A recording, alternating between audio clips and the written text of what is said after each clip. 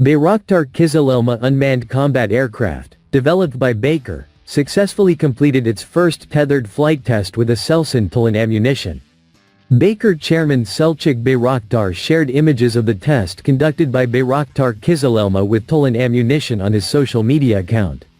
President of the Presidency of Defense Industries, Haluk Gorgun, made the following statement regarding the test.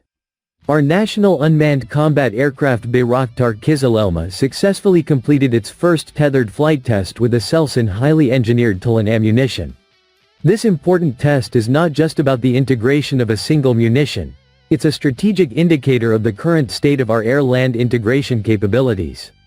The combination of TOLUN's precision power and KIZILELMA's maneuverability will shape future combat doctrines. I wholeheartedly congratulate Baykar and ASELSAN, who contributed to this success, and all our engineers, technicians, and presidential personnel who added value to the project with their hard work and dedication.